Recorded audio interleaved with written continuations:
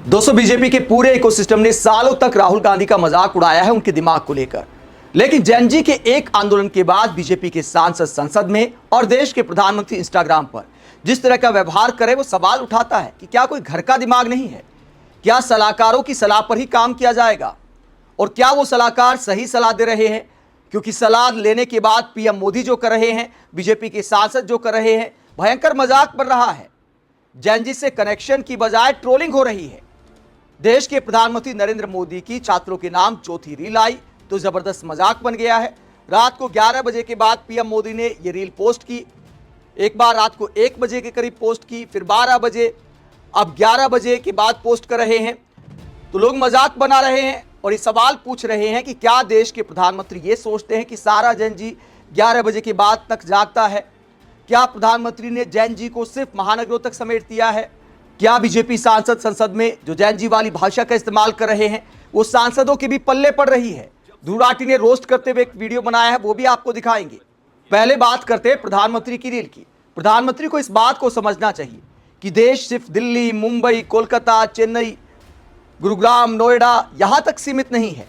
देश की बहुत बड़ी आबादी गांव में रहती है, जैसा कि विदेश मंत्रालय के एक अधिकारी का बयान सामने आया था।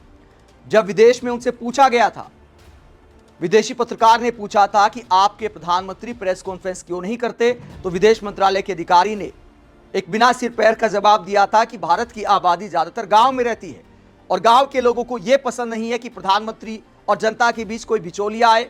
इसीलिए पीएम मोदी मीडिया के साथ बातचीत नहीं करते, प्रेस कॉन्फ्रेंस नहीं करते। ऐसा बचकाना बयान उनका सामने आया था। लेकिन यह बात सच है कि भारत की ज्यादातर आबादी गांव में रहती है और 80-90% युवा गांव के 11 बजे तक सो जाते हैं। तो क्या प्रधानमंत्री उन तक बात नहीं पहुंचाना चाहते? पीएम मोदी को मेरी सलाह है कि रात 11 बजे की बजाय रात 8-9 बजे, जो कि आपका फेवरेट टाइम है, आपको उस टाइम पर पोस्ट करना चाहिए। वो एक आदर्श समय है। कई बार आलोचना करने वालों की सलाह भी मान लेनी चाहिए। और जो देर रात तक युवा जागते हैं, उनको पीएम मोदी को समझाना चाहिए कि भैया, देर रात तक जागना सही नहीं है। आप पढ़ने लिखने वाले छात्र हैं तो समय पर सो जाएं, ज्यादा से ज्यादा 10 साढ़े 10 बजे तक सो जाए। खुद प्रधानमंत्री को समझाना चाहिए। लेकिन प्रधानमंत्री अगर 11 बजे के बाद रील पोस्ट करेंगे, 12 बजे पोस्ट करेंगे, 1 बजे पोस्ट करेंगे, तो प्रधानमंत्री क्या मैसेज देना चाहते हैं युवाओं को? कि देर रात को जाग जाग कर रील पोस्ट करनी चाहिए। एक आदर्श उदाहरण बिल्कुल नहीं है मोदी जी। अब बात करते हैं मोदी जी ने बोला क्या और उसके बाद पब्लिक क्या बोलती है, और आंखों में जो नजर आ रहा है उसे लेकर भी किस तरह की ट्रोलिंग हो रही, वो भी आपको दिखाएंगे। पहले पीएम मोदी कहते क्या हैं, उनका बयान आपको सुनाते हैं, जरा सुनिए। साथियों, विश्वस्त परीक्षा पद्धति, इसके लिए हम लगातार एक के बाद एक कदम उठा रहे हैं। टास्क फोर्स की रचना हो, फास्ट ट्रैक की और रचना हो, राज्यों के सुझावों को ध्यान में लेना हो, क्योंकि पिछले कई दशकों से हर राज्य और केंद्र सरकार इस प्रकार की पेपर लीक की परेशानी झेल रहा है। बच्चों के भविष्य को भी इसके कारण संकट पैदा हो रहा है। इन सब को ध्यान में रखते हुए देशव्यापी सभी राज्यों में भी और केंद्र में भी शिक्षा पद्धति में सुधार अनिवार्य हो गया है।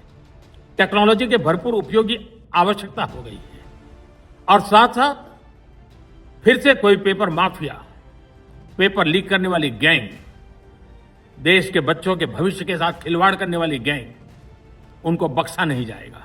इसलिए कठोर कानूनों की भी जरूरत है।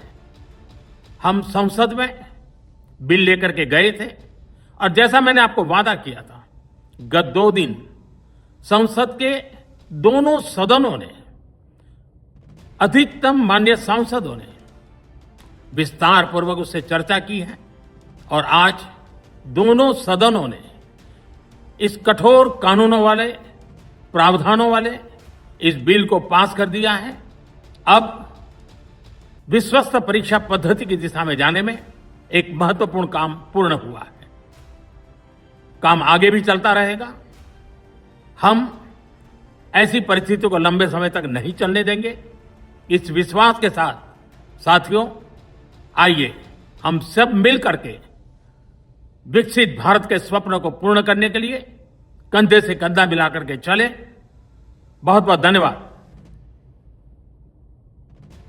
तो देर रात की इस रील में पीएम मोदी ने दावा किया कि विश्व स्तरीय शिक्षा व्यवस्था बनाई जाएगी और उसमें बड़ा कदम है पेपर लीक। लेकिन दोस्तों 12 साल हो चुके हैं मोदी सरकार को। 12 साल कोई कम अरसा नहीं होता। क्या सरकारी स्कूलों की शिक्षा में रत्ती भर भी सुधार हुआ है? हालात क्या हैं? इसी जैन जी आंदोलन के दौरान एक वीडियो आया था राजस्थान से। डबल इंजन सरकार है। छात्राओं ने ताला जड़ दिया सरकारी स्कूल पर क्योंकि टीचर नहीं है। जब टीचर नहीं है तो छात्र पढ़ेंगे किससे? इस बात को लेकर छात्रा भी गांधीवाद सत्याग्रह के रास्ते पर आ गई। ताला जड़ दिया, वहीं पर धरने पर बैठ गई कि धरना तब उठेगा जब टीचर आएंगे, जब टीचर्स की पोस्टिंग होगी। तो ये हालात है हमारी शिक्षा व्यवस्था के। एक वीडियो बिहार से भी आया। तो डबल इंजन सरकारों में शिक्षा व्यवस्था के ये हालात हैं, या जहां डबल इंजन सरकार नहीं है वहां पर भी सरकारी स्कूलों के हालात कोई अच्छे नहीं है। देश के ज्यादातर राज्यों में शिक्षा के बुरे हालात हैं। तो 12 साल में पीएम मोदी ने किया क्या है? सरकारी स्कूल 1 लाख के करीब बंद हो चुके हैं इन 12 साल में। जब लगातार सरकारी स्कूल बंद होते जा रहे हैं और प्राइवेट स्कूलों की संख्या बढ़ती जा रही है, यानी सरकार ने एक तरह से सरेंडर कर दिया है कि हम नहीं पढ़ा सकते, अपने बच्चों को पढ़ाना है तो प्राइवेट स्कूलों में पढ़ाओ। क्या मोदी सरकार ये चाहती है? क्या ये पीएम मोदी का विजन है? जो सरकारी स्कूल हैं उनकी इमारतें जर्जर हैं। यहां तक कि राजस्थान हाईकोर्ट को टिप्पणी करनी पड़ी थी कि जो 2047 के विजन की बात की जाती है कि 2047 तक विकसित भारत बनाएंगे, आपके पास कल का प्लान नहीं है कि क्या करना है। राजस्थान हाईकोर्ट की टिप्पणी थी डबल इंजन सरकार पर। ऐसे में सिर्फ पेपर लीक पर कानून बनाने से काम नहीं चलेगा। सरकारी स्कूलों का उद्धार करना पड़ेगा, उन्हें वर्ल्ड क्लास बनाना पड़ेगा। जो बाकी देशों के साथ तुलना की जाती है तो चीन, अमेरिका, इन सबसे तुलना कीजिए, वहां से सीखिए कि वहां सरकारी स्कूल कैसे चलते हैं। ऐसे रील बनाने से विकसित भारत या विश्वगुरु नहीं बन जाएंगे। हमारे विश्वगुरु को समझना होगा कि सरकारी स्कूलों को सुधारे बिना शिक्षा का उद्धार नहीं हो सकता। पीएम मोदी की इस रील को लेकर पब्लिक क्या कहती है? क्योंकि पीएम मोदी की आंखों में एक बार फिर से वही टेलीप्रॉम्प्टर नजर आया। ये देखिए आप, शुरुआत के कई वीडियो आए तो लगता है कि थोड़ी छुपाने की कोशिश की गई थी, फिर भी ब्लू लाइट नजर आती थी। इस बार साफ साफ टेलीप्रॉम्प्टर नजर आ रहा है पब्लिक को। ये आप देख सकते हैं, टेलीप्रॉम्प्टर नजर आ रहा है। उसे लेकर पब्लिक क्या कहती है?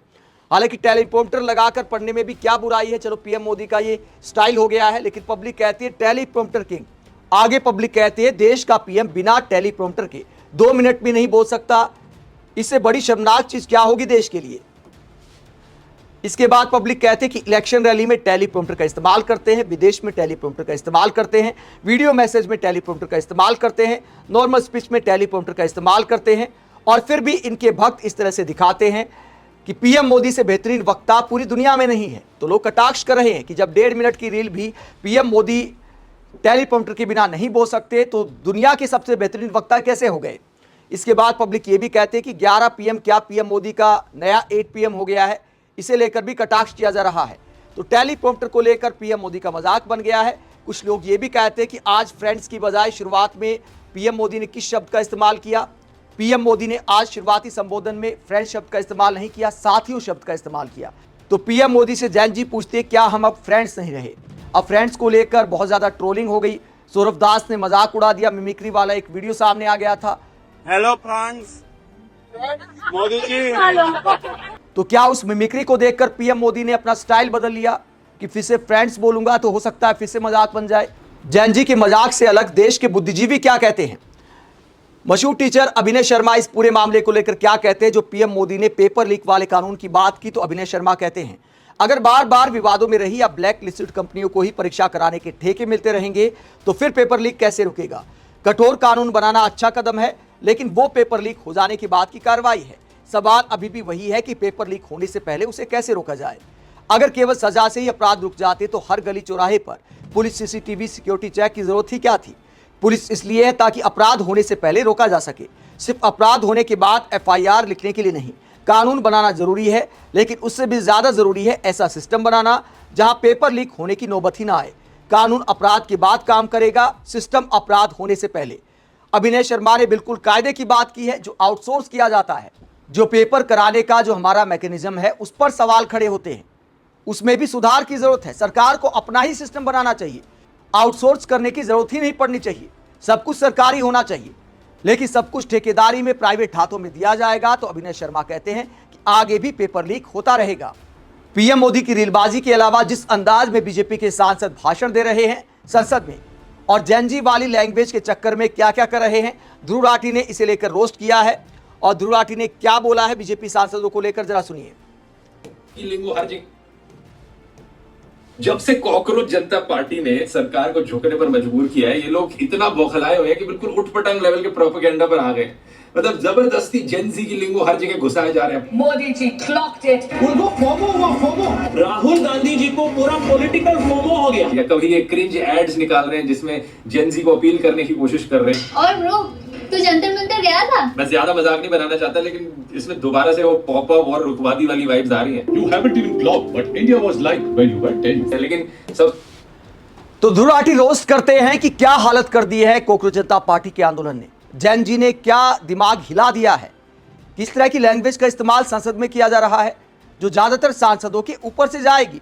बीजेपी के सांसद नई नई तैयारी करके आए होंगे कि जैन जी के फेवरेट शब्द क्या हैं, उनकी फुल फॉर्म क्या है, लेकिन जैन जी के माता पिता को समझ आए ऐसी भाषा का इस्तेमाल संसद में होना चाहिए।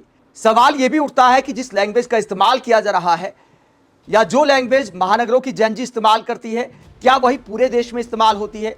सांसदों को पूरा देश सुनता है, प्रधानमंत्री को पूरा देश सुनता है, तो सिर्फ महानगरों को सोचकर इस तरह का व्यवहार बचकाना है, व्यवहार ओवर एक्टिंग वाला व्यवहार इतराना अच्छा नहीं लगता। संसद में मैच्योर होना चाहिए।